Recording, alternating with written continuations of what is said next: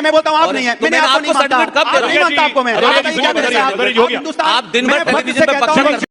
तो रुको जरा, सबर करो। यही टॉलरेंस है कि आप दूसरों को सुनने को तैयार मैं सुन रहा हूँ, नहीं सुन पा हिंदुस्तानी रहे हूँ, बांटने दिन भर उसके वो नहीं चलेगा। समाज तो रोकिए ना जाके, आप काउंटर करिए पब्लिक। तभी मेरा माफ करना, गुस्से में मैंने इस्लाम का नाम ही लिया, तो फिर क्या कह रहे हैं आप ही को लग रहा है ना इस्लाम में तो नाम नहीं लिया। नमस्ते गाइस, जय श्री कृष्णा, राधे राधे। आज फिर आपका एक नया डिबेट वीडियो में स्वागत है। आज की डिबेट में पुष्पेंद्र कुलश्रेष्ठ जी, बीजेपी के प्रवक्ता शिवम त्यागी, समाजवादी के प्रवक्ता अनुराग भदौरिया और आरजेडी की प्रवक्ता कंचना यादव, इन प्रवक्ताओं के बीच डिबेट होने वाली है। अनुराग भदौरिया पुष्पेंद्र जी से कहते हैं कि तुम हिंदुस्तानी नहीं हो, तो इस पर पुष्पेंद्र जी एंग्री हो जाते हैं और अनुराग भदौरिया को तमीज का पाठ पढ़ा देते हैं। इतना ही नहीं, अनुराग भदौरिया यहाँ पर नहीं रुकते हैं, वो आगे शिवम त्यागी से कहते हैं कि जो बहराइच दंगा में योगी सरकार ने एनकाउंटर करवाया है वो एक हत्या है। कंचना यादव भी बहराइच के दंगाइयों का पक्ष लेती हैं, तो इस पर शिवम त्यागी, अनुराग भदौरिया और कंचना यादव को एक तीखा और जोरदार जवाब देते हैं। तो डिबेट बहुत ही इंटरेस्टिंग और मजेदार होने वाली है, इसीलिए बने रहिए शुरू से एंड तक। चलिए मेन डिबेट स्टार्ट करते हैं। डिबेट के लिए काफी हैं भदौरिया साहब। नहीं, आपने आप यहाँ पे शुरू कर बोले तो मैंने आपको टोका। मैंने आपको नहीं, आप एक बार विकास का नाम नहीं ले पाए, एक बार बेरोजगारी का नाम नहीं ले पाए। हिंदू मुस्लिम सिख ईसाई सब बेरोजगार हैं या नहीं? अरे आप करें ना इस काम के लिए, मैं तो नहीं पॉलिटिक्स में हूँ भाई। फिर इस्लाम में आ गए, फिर आप। मैंने इस्लाम का नाम ही लिया, तो फिर क्या कह रहे हैं आप ही को लग रहा है ना इस्लाम में तो नाम नहीं लिया। आप ही बोला हिंदू। भाई आपसे बहस करने नहीं आया हूँ, इनके फंक्शन में आया हूँ। आप टेलीविजन में नफरत की बात नहीं, आप मुझे मत बताइए क्या नफरत है। Don't tell me what is नफरत। काटने बांटने की बात, हम सब हिंदुस्तानी हैं, आप नहीं है सब एक हैं। आप नहीं है, मैं बोलता हूँ आप नहीं है, मैंने आपको सर्टिफिकेट कब दे रहा हूँ? नहीं मानता आपको मैं। आप दिन भर टेलीविजन पे पक्षपात। कोई मतलब बोलिए हिंदुस्तानी है, बोलिए आप। रिपब्लिक टेलीविजन के भदौरिया जी हो गया। दूसरों को भी सुनिए, बस यही टॉलरेंस है कि आप दूसरों को सुनने को तैयार नहीं। मैं सुन रहा हूँ, नहीं सुन पा रहे हूँ, मैं फर्क से कहता हूँ। बहुत हिंदुस्तानी है, ठीक है, लेकिन भाई मैं टेलीविजन डिबेट करने नहीं आया हूँ। जी बोलिए। आप अपनी बात रखिए, मैं अपनी बात रख रहा हूँ। देखो डिबेट करने नहीं आया हूँ जो आप करते हैं दिन भर टेलीविजनों पे। जो आप बांटते हैं दिन भर उसके वो नहीं चलेगा। समाज तो रोकिए ना जाके, आप काउंटर करिए पब्लिक में जाकर। टेलीविजन पे क्या पकड़ रहे हैं? शिवम मेरा सवाल आपसे, बटेंगे तो कटेंगे, क्या ये देश को बांटने का फॉर्मूला है? नहीं। अगर मैं इसको इस तरह से 47 में ये नारा था, फिर 47 में चले गए। 47 में नारा था, 2014 के बाद की बात क्यों नहीं होगी? 47 में क्यों भाग रहे हो आप? फिर 1942 की बात कीजिए आप। कराना चाहिए कराएं, मैं डिबेट में नहीं आया। अपनी बात 47 को भाग रहे हैं, देश को पीछे क्यों ले जाना चाहते हैं? नहीं, पीछे क्यों ले जा रहे हैं देश को? आगे ले जाइए। सवाल आपसे शिवम, मेरा सवाल आपसे, शिवम मेरा सवाल आपसे, जब आप कहते हैं ये तो ठीक है, जब आप कहते हैं शिवम की बटोगे तो कटोगे, इसी हरियाणा में जब आप जाट और नॉन जाट करते हैं तब आप क्या बांट नहीं रहे होते? देखिए पुष्पेंद्र जी, ये आपके लिए है कि सारी खुदाई एक तरफ और सिर्फ मुसलमानों के लिए लड़ता सफाई एक तरफ। मुसलमान आ गया। आप इनसे कितना भी हम कहते हैं, आप प्लीज बीच में नहीं है, हर जगह बोलते ठीक नहीं रहती। मतलब शांति से बात कर लेंगे, रुको जरा। अच्छा एक चीज बताइए, बटोगे तो कटोगे में किसी में हिंदू कोई मुसलमान नहीं लिखा हुआ है? नहीं। ये अपने आप ही उसमें मतलब हिंदू मुसलमान क्यों ढूंढ ले रहे हैं? हम कहते हैं कि बटोगे तो कटोगे।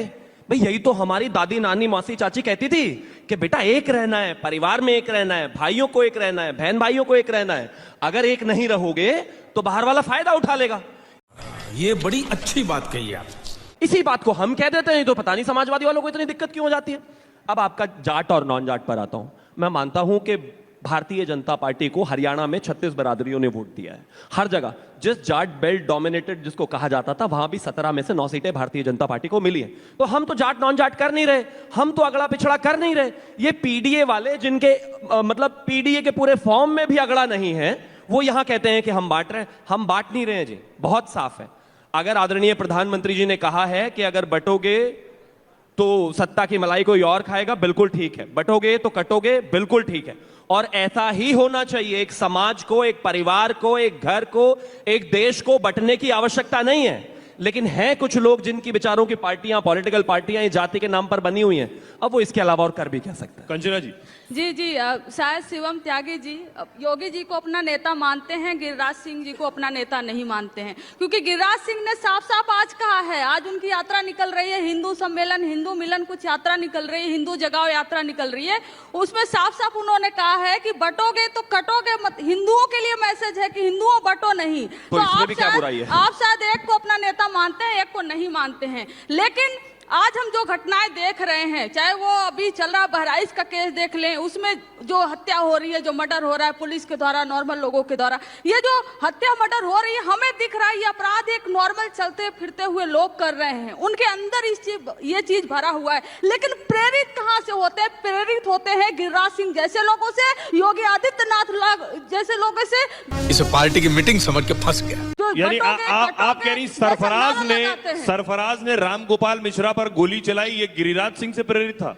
देखिए, मैं नहीं गलत है, मैं कह रही हूँ मर्डर, इसीलिए मैंने बोला कि मर्डर था वो, और किसी भी तरह मर्डर कौन वाला? आप तो एनकाउंटर को भी मर्डर कहते हैं। अखिलेश यादव उस पर सवाल उठा रहे हैं, एनकाउंटर पर। मर्डर है वो, पुलिस द्वारा मर्डर है। आप कोई ना रूल एनकाउंटर मर्डर है आप कह रही हैं? कानून है, वो जो पुलिस वालों ने किया वो मर्डर है। सही सवाल है, अगर इनकाउंटर इस देश का सॉल्यूशन होता तो आज उत्तर प्रदेश को स्वर्ग हो जाना चाहिए था, क्योंकि सबसे ज्यादा इनकाउंटर वहां हुए, एक के बाद एक इनकाउंटर हो रहा है, फिर भी हत्याएं हो रही है, फिर भी दंगा हो रहा है। क्यों इनकाउंटर सॉल्यूशन नहीं है? आप सॉल्यूशन की तरफ बात करिए। सवाल फिर आपसे है, सवाल आपसे है कि आपकी पार्टी का कोई सदस्य रामगोपाल मिश्रा के घर नहीं गया। अखिलेश यादव ने रामगोपाल मिश्रा की मौत पर कुछ नहीं कहा, नहीं, लेकिन सरफराज के एनकाउंटर पर जब अखिलेश यादव सवाल उठाते हैं तो बीजेपी सवाल पूछती है कि आपको एक तरफा दर्द क्यों होता है। इस पे बीजेपी के सवाल का क्या जवाब देंगे? देखिए, कमाल की बात है, समाज के अंदर में क्या माहौल चल रहा है। एक सरकार उत्तर प्रदेश में भारतीय जनता पार्टी की है। जब भारतीय जनता पार्टी की सरकार है तो पुलिस क्या कर रही थी, एलयू क्या कर रहा था, एलआईयू डिपार्टमेंट क्या कर रहा था, इंटेलिजेंस डिपार्टमेंट क्या कर रहा था, पुलिस प्रशासन क्या कर रहा था? भाई आपने रेकी क्यों नहीं की? आपको पता है कि वहां से जुलूस निकलेगा, कोई अप्रिय घटना हो सकती है, तो आपने क्यों नहीं वैसी व्यवस्थाएं की? आपने पहले आपकी पुलिस की कमजोरी की वजह से, पुलिस की नाकामी की वजह से आज हमारे बीच में रामगोपाल मिश्रा नहीं है। इसकी जिम्मेदार कोई होगा तो प्रशासन को नहीं दिया जाएगा, एक बात। दूसरी बात, जब वहां पे इस तरह की घटना हुई, पहले तो इस तरह की घटना हुई, अगर पुलिस प्रशासन वहां मौजूद होता, 6 महीने पहले उसकी शादी हुई थी, मात्र 6 महीना पहले, और वो 21-22 साल का बच्चा है। वो ऐसा कौन व्यक्ति था जिसने उसको भड़काया, जिसने उसको उत्तेजित किया, उकसाया, जिसकी वजह से वो वहां छत पे चढ़ा? यह जिम्मेदारी भी किसी की होनी चाहिए। और जिन्होंने मारा उन्हें भी, उनके साथ भी कोई ऐसा नहीं कि बहुत ज्यादा उनके अंदर हम उनके सपोर्ट में, जो किसी को कोई छत पे चढ़ जाएगा, कोई मार देगा, ये भी किसी को अधिकार नहीं है कि कोई किसी पे गोली मार देगा। तो लेकिन तो फिर योगी के इंसाफ पर क्या कहेंगे? बात सुनो ना, योगी के इंसाफ पर क्या कहेंगे? योगी ने इंसाफ क्या किया? वहां पे दंगा करा दिया भाई। इधर रामगोपाल, यहाँ पर रामगोपाल मिश्रा जी की मौत हुई, उधर यहाँ बेगुनाहों के घर जले, किसी का ट्रैक्टर जल गया, किसी का घर जल गया, किसी की बैलगाड़ी जल गई, और आपको मजाक समझ में आ रहा है कि योगी ने क्या किया? योगी की सरकार में वहां दंगा हो गया, लोगों के घर उजड़ गए। एनकाउंटर सही था या गलत था? सुनिए, मजेदार बात आप सुनिए, जब आप वहां पे गोली चली, जब गोली चली तो पुलिस अगर होती तो उसी समय पकड़ लिया जाता आरोपी। उस समय आरोपी को क्यों नहीं पकड़ा गया?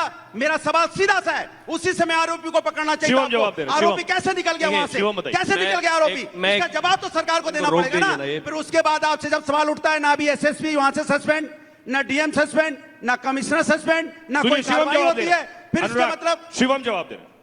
ना ये परेशानी उत्तर प्रदेश की है और ना ये परेशानी कानून व्यवस्था की है। सिर्फ इस देश में हर जगह जहां पर भी रामनवमी की यात्रा है तो पत्थरबाजी है, दुर्गा विसर्जन है तो पत्थरबाजी है, गणेश विसर्जन है तो पत्थरबाजी है। क्यों भाई? उत्तर प्रदेश है तो पत्थरबाजी है, वेस्ट बंगाल है तो पत्थरबाजी है, पंजाब है तो पत्थरबाजी है, झारखंड है तो पत्थरबाजी है। क्यों भाई? और ऐसा कैसे? बात तो सही है।